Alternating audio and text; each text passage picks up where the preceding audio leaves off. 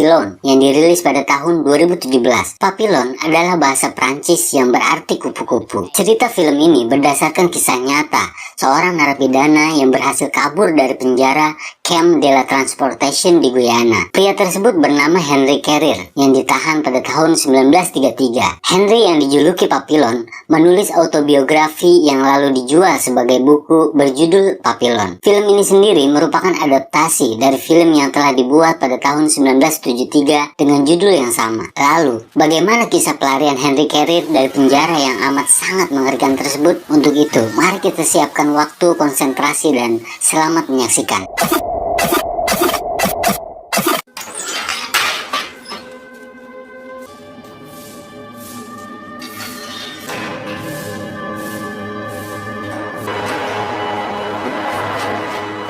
Pada tahun 1931 di Paris, Papillon adalah seorang pembobol brankas terbaik. Tak butuh waktu lama, Papi telah mengambil berlian dalam brankas yang ia bobol. Selanjutnya, Papi segera menuju tempat hiburan malam. Di sana, ia menemui seorang bos mafia bernama Castelli. Castelli sedang menyiksa germo bernama Roland Legrand yang telah melaporkannya ke polisi. Lantas, Papi menjual 7 butir berlian curiannya seharga 10.000 euro pada Castelli. Setelah mengantongi uang, Papi segera memanggil kekasihnya, Nanette. Nanette adalah seorang wanita penghibur di tempat tersebut. Setelah selesai pertunjukan, Papi memberikan kalung berlian kepada Nanette dan mengajaknya untuk pergi. Tanpa Papillon sadari, anak buah Castelli melihat mereka berdua dengan kalung berlian tersebut.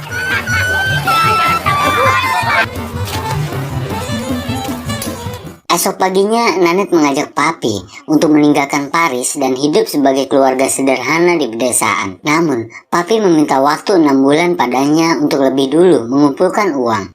Namun tiba-tiba, polisi datang dan langsung menangkap Papillon. Ia dituduh telah membunuh Roland Legrand, germo yang semalam disiksa oleh Castelli. Esok paginya, Nanette menemui Papi. Ia menyuruh Papi untuk mengajukan banding. Namun, Papi tahu betul, polisi dan penjahat sudah sulit untuk dibedakan. Papi berencana kabur dan meminta Nanette untuk melupakannya. Di sel sementara itu, ia disapa oleh Julot, seorang perampok nekat yang menyarankannya membawa uang untuk biaya kabur. Selanjutnya di tempat pemeriksaan, Papi dan Julot memperhatikan Louis Degas. Louis Degas adalah seorang milioner yang ditahan karena membuat obligasi palsu.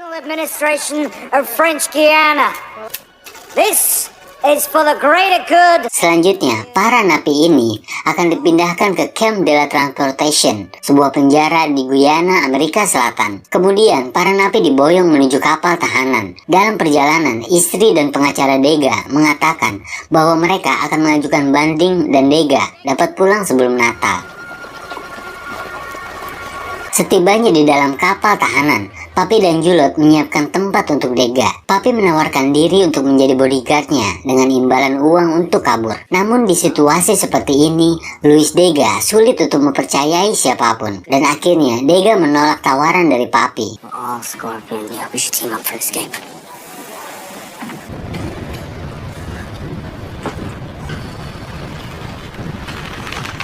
Malamnya saat Degas tertidur, seorang penjahat kejam merobek perut napi di samping Degas hanya untuk mengambil uangnya. Dan ironisnya, polisi di sana ikut mengambil sebagian uang tersebut. Tidak lama, para polisi membuang mayat tahanan ke laut begitu saja.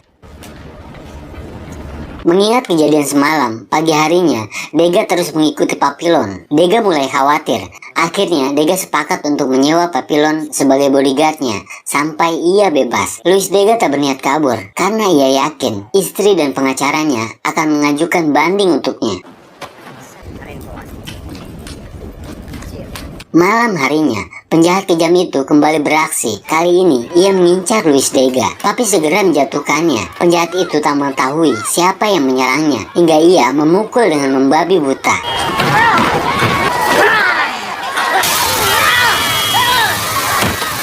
Tidak lama, polisi menyemprotkan uap panas dan memeriksa seluruh tahanan. Hands out, everybody. That's what's been fighting for sure. Come on. Akhirnya, Papi dipindahkan ke kelas pertama. Kaki dan tangannya diikat seperti hewan buas. Beberapa hari kemudian, kapal telah tiba di pelabuhan. Julep menjalankan ide gila.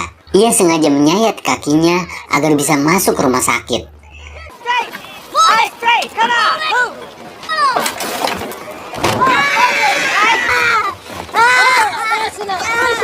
Selanjutnya, para tahanan digiring menuju Camp de la Transportation.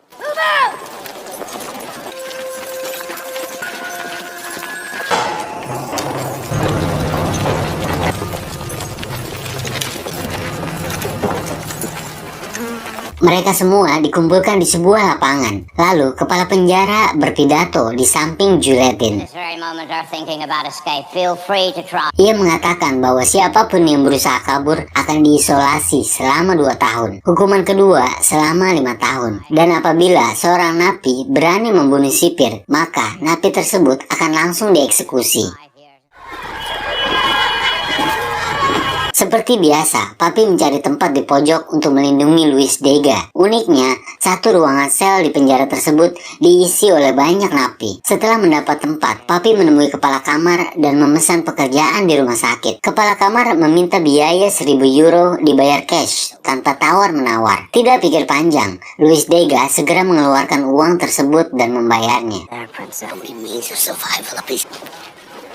Malam harinya, para tahanan tidur dengan kaki di borgol. Saat pagi tiba, tangan Dega berdarah karena gigitan binatang. Dan ternyata, kamar tahanan mereka juga dihuni oleh kelelawar penghisap darah. Kemudian, para sipir berteriak bahwa ada napi yang kabur.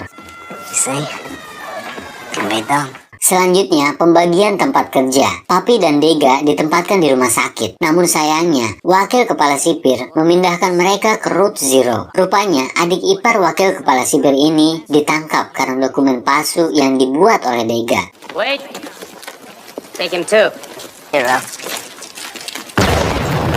Route Zero sendiri merupakan tempat penambangan batu. Mereka lebih mirip seperti budak daripada tahanan. Dega yang tak terbiasa kerja keras langsung kelelahan. Kemudian ia mulai tidak enak badan. Lantas, Dega mencari sesuatu yang ternyata Dega mengalami diare dan itu menyebabkan uang yang ia simpan di perutnya terjatuh. Papi segera berhenti mendorong troli dan mencari uang tersebut. Beruntung, Papi menemukannya kembali. Saat tiba jam istirahat, mereka melepas lelah sambil menunggu makan siang.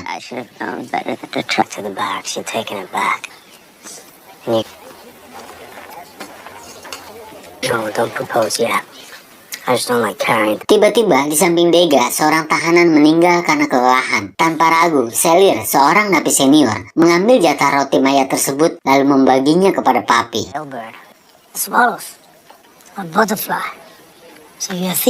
Saat Papi dan Selir tengah berbincang, seorang tahanan menodong Dega. Papillon segera pasang badan untuk mengusirnya.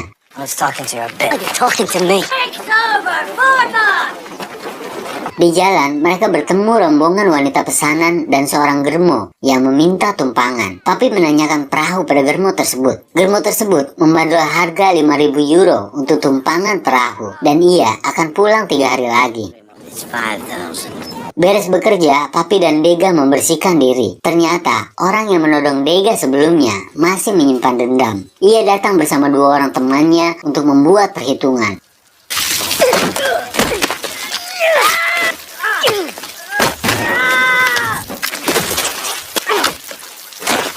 Namun, meski terluka sayatan pisau, Papi berhasil membuat 3 lawannya pingsan. Malamnya di sel penjara, setelah berminggu-minggu berlalu, Dega mulai menyadari bahwa istrinya tidak melakukan banding untuk dirinya. Ia mulai berpikir untuk kabur bersama Papi. Keesokan harinya, para tahanan dikumpulkan di lapangan. Mereka semua disuruh untuk berlutut. Lalu, kepala penjara mengatakan bahwa ada seorang napi yang mencoba kabur dengan membunuh 2 orang sipir. Ternyata, orang yang dimaksud adalah Julep. Para sipir segera menempatkan Julep di Juletin. Lalu seketika, kebetulan Papillon ditugaskan untuk membawa mayat Julep. Meski Luis Dega sangat enggan, Papillon terus mengajaknya. Tiap tahanan yang mati, mayatnya akan dibuang ke laut sebagai umpan ikan. Go get the boat ready. Tentu saja, Dega yang merupakan milioner tak terbiasa mengangkat beban. Sipir memaksanya dengan cambuk agar Luis Dega tetap membawa mayat Julot, dan itu membuat Papillon geram. Stop!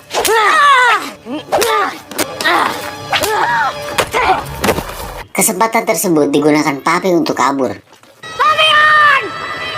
Dua orang sipir terus mengejar Papillon hingga ke tepi sungai.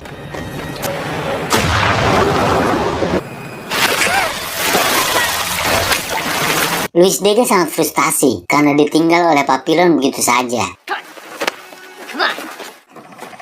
Malam harinya, Papillon menemui Germo yang hendak pulang. Namun, Papi tidak membawa uang sedikit pun. Ia berjanji akan membayarnya setelah tiba di Prancis. Tidak diduga olehnya, ternyata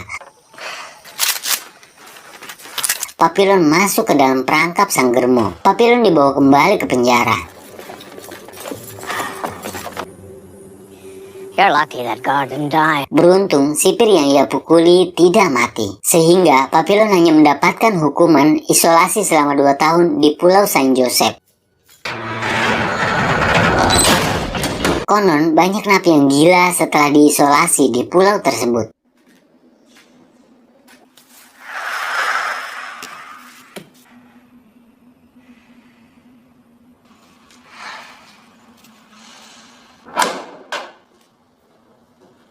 Makanan yang ia dapatkan hanya berupa kuah sup yang rasanya seperti air kobokan. Untuk menelannya, Papi perlu menahan napas. Setelah beberapa hari, sipir yang dipukuli oleh Papi datang ke selnya untuk membalas dendam. I'll teach you to be quiet.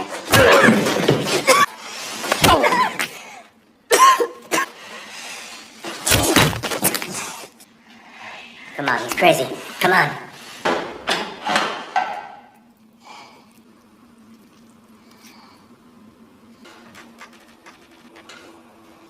Beberapa hari kemudian, ada yang menaruh kelapa tua di ember Papillon. Ternyata, Luis Dega yang menitipkan kelapa tersebut untuk Papillon.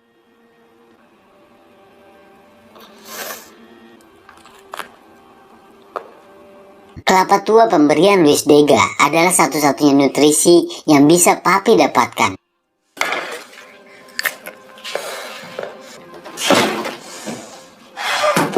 Namun, beberapa hari kemudian, saat Papi ingin mengambil embernya, tiba-tiba para sipir membunuh tahanan yang telah membawakan kelapa tua untuk Papillon. Kemudian, Papillon diinterogasi. Kepala sipir menanyakan siapa orang yang mengirimkan kelapa tua tersebut. Namun, Papillon hanya diam. Lalu dengan teganya, kepala penjara menyuruh sipir untuk mengurangi jatah makan Papillon.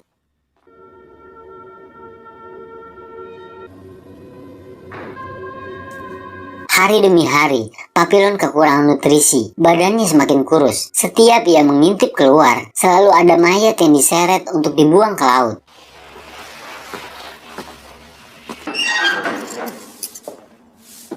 Dalam kondisi kelaparan, tak diduga, kepala penjara kembali menemui Papi dengan satu mangkuk sup daging. Ternyata, sup tersebut merupakan sogokan agar Papillon menyebutkan nama orang yang telah mengirim kelapa kepadanya. Bukannya memberitahu, Papillon malah menyuapi kepala penjara tersebut dengan sup yang ia bawa. Masih belum puas dengan derita Papillon, kepala penjara menutup semua sumber cahaya di dalam sel Papillon.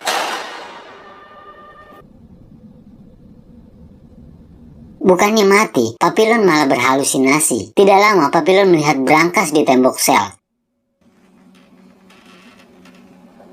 Ia mencoba membuka brankas, seolah untuk membebaskan pikirannya. Papillon adalah seorang ahli pembobol brankas. Namun kali ini, ia tidak mampu membukanya. Papillon menyerah. Ia kehabisan akal untuk membuka brankas tersebut. Namun tiba-tiba, brankas tersebut terbuka sendiri dan membebaskan pikirannya. Hari demi hari berlalu. Tanpa terasa, Papillon telah menghabiskan 2 tahun dalam sel isolasi. Lalu, 2 orang sipir membawanya ke ruang perawatan. Di sisi lain, Luis Dega dipekerjakan sebagai administrasi di penjara tersebut. Mengetahui Papillon telah bebas, Luis Dega segera menuju ruang perawatan untuk menjenguknya. Sampai di sana, ia sangat miris melihat keadaan Papi. Dega mengira bahwa Papi sudah gila karena diisolasi dalam ruang gelap selama 2 tahun. Kemudian Dega bercerita bahwa bandingnya tidak pernah diajukan oleh istrinya. Dan kini, istri dan pengacaranya telah menikah. Mereka hidup bahagia dengan harta yang telah Dega kumpulkan selama hidupnya. Lalu tiba-tiba Papi menjawab, ternyata dia tidak gila, Papi cuma acting agar ia dibawa ke rumah sakit. Kemudian Dega membocorkan agenda penjara bahwa hari Minggu akan diadakan pertunjukan film, dan saat tersebut adalah saat yang tepat bagi mereka untuk kabur. Selanjutnya, Papi kembali berakting agar ia diberikan obat penenang. Leave now! Leave! Papi dengan sengaja mengumpulkan obat penenang tersebut. Bring me some water!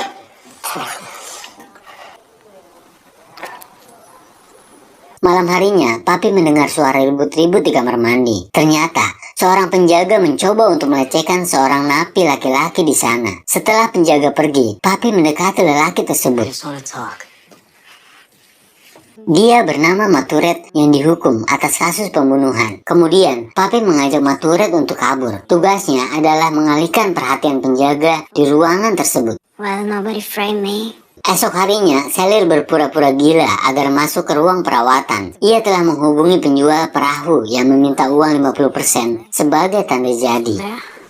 It's a straight shot to the ocean. We got a plan. Lantas, Luis Dega memberikan uang terakhir yang ia miliki pada Papi. Papi menugaskan Dega untuk mencampur obat penenang pada kopi petugas. Namun saat ingin pergi, seorang tahanan merebut obat tersebut. Dega yang tidak bisa berkelahi menggigit tangan tahanan yang merampas obat darinya. Saat itu, terkuak latar belakang mereka. Ternyata Dega sering dipukuli ayahnya saat masih kecil. Sementara itu, Papillon adalah anak dari seorang guru. Dega, where are you going? Malam harinya, tepat saat film diputar, rencana mereka mulai dijalankan. Dega memasukkan obat penenang ke dalam botol dan mencampurkannya dengan air. Maturet mengajak penjaga ke toilet untuk berpacaran. Sementara itu, Papi dan Selir membongkar kaki ranjang sebagai alat pemukul. Di sisi lain, Dega menuangkan racikannya ke dalam kopi para petugas.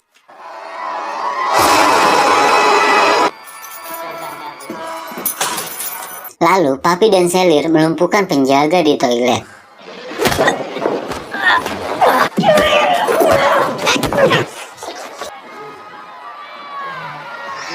Setelah itu, mereka turun untuk melumpuhkan para petugas. Tanpa diduga, seketika hujan turun. Para tamu disuruh masuk ke dalam untuk berteduh. Selir mulai panik karena terlalu lama menunggu Luis Dega. We gotta move. Go. Go. Ternyata Dega telah memadamkan listrik dan mencuri kunci pintu utama. Go. Mereka melewati jalur patroli petugas ke belakang menara. Kemudian mereka melompat ke bawah untuk kabur.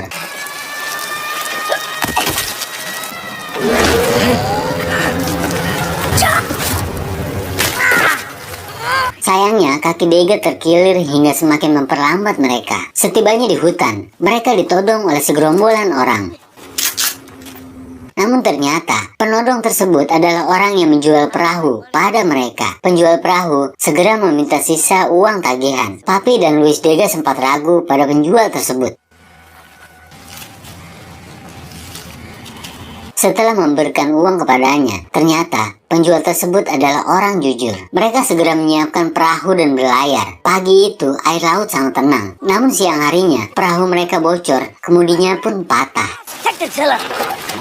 Dalam kepanikan tersebut, Selir yang tidak menyukai Luis Dega sejak awal ingin menyingkirkannya. Menurutnya, Luis Dega hanya menjadi beban tak berguna di perahu tersebut. Beberapa saat kemudian, keadaan laut terlihat sangat tenang. Namun di depan, badai besar tengah menganga untuk menggulung mereka. Hal tersebut membuat Selir semakin bersemangat untuk menyingkirkan Luis Dega agar beban perahu mereka berkurang. Kemudian, perkelahian pun dimulai.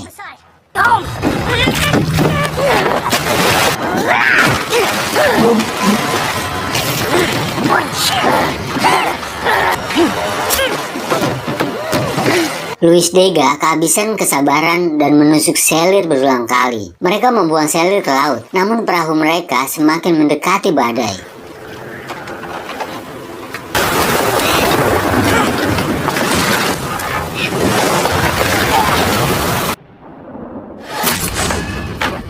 Saat terbangun, Papi sudah berada di pulau dengan penduduk primitif.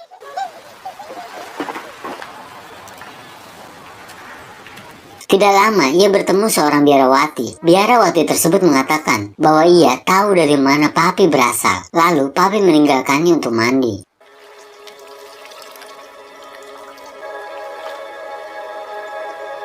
Sementara itu, Luis Dega dengan kakinya yang bengkak masih syok dengan apa yang ia lakukan kepada selir. Namun Luis Dega dan Maturet memutuskan untuk tinggal di tempat tersebut. Sementara itu, Papi tetap ingin kembali ke Paris. Good luck. Papi, it's paradise. Dalam perjalanan, Papi melihat mobil polisi. Ia segera kembali untuk mengabari Dega dan Maturet. Namun naasnya, Maturet tewas tertembak. Sementara itu, Luis Dega dan Papillon kembali dibawa ke penjara. Setelah menjalani hukuman isolasi selama 5 tahun, kepala penjara yang kejam mengirim Papillon ke Pulau Iblis. 5 years in solitary. Find it where you're going.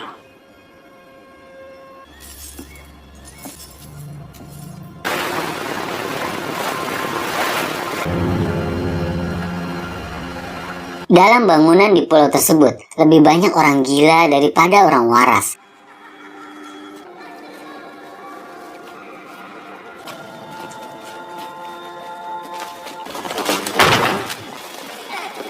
Namun tidak lama, ada pria yang menghampirinya. Itu adalah Luis Dega. Dega telah 5 tahun tinggal di Pulau Iblis. Luis Dega menjalani hari-harinya dengan melukis dinding dan langit-langit kamarnya. Tampak lukisan Papi dengan tato kupu-kupu di dadanya. Kemudian, Luis Dega mulai menyiapkan makan dan minum. Rise and shine. Pagi harinya, Dega mengajak Papi untuk mengambil air. Tidak lama, Papi menaiki tangga menuju sisi pulau. Papi masih menyimpan harapan untuk bebas.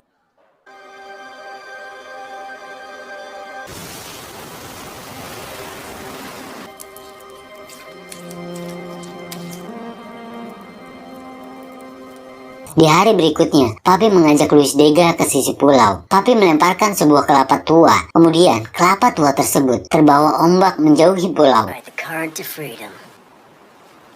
Selanjutnya, Papillon dan Luis Dega membuat rakit dari buah kelapa yang dimasukkan ke dalam 2 karung goni. Malam itu, mereka mempersiapkan keperluan di perjalanan. Kemudian, pada pagi harinya, mereka berdua membawa rakit tersebut ke sisi pulau.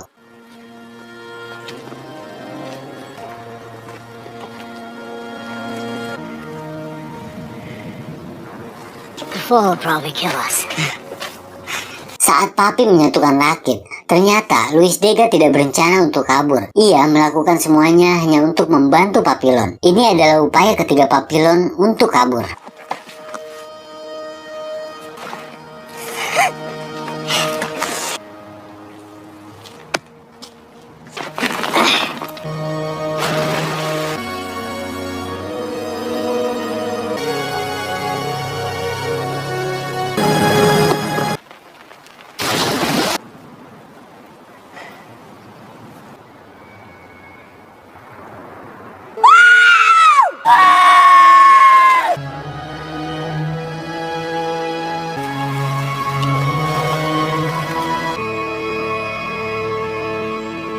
Singkat cerita, Papillon kini menjadi warga negara Venezuela. Papi mengunjungi kantor penerbit dan mengajukan beberapa buku berisi kisah hidupnya.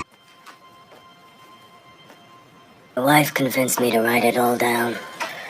Kemudian, buku dari Papi diangkat sebagai film berjudul Papillon yang kawan-kawan sedang saksikan saat ini. Dengan berhasilnya Papillon, cerita pun selesai. Lebih dari 80.000 tahanan dihukum penjara di Guyana, Prancis. Kebanyakan dari mereka tidak pernah kembali ke Prancis. Autobiografi Henry Cavill berjudul Papillon menjadi buku terlaris nomor 1 selama 21 minggu di Prancis. Beberapa saat kemudian, buku tersebut telah terjual sebanyak 13 juta eksemplar dalam 30 bahasa. Pada tahun 1970, Menteri Kehakiman Prancis menandatangani dekret yang mengizinkan Henry Cavill untuk pulang. Selama sisa hidupnya, Henry hidup sebagai orang bebas dan sukses setelah menjalani kisah pahit dalam hidupnya.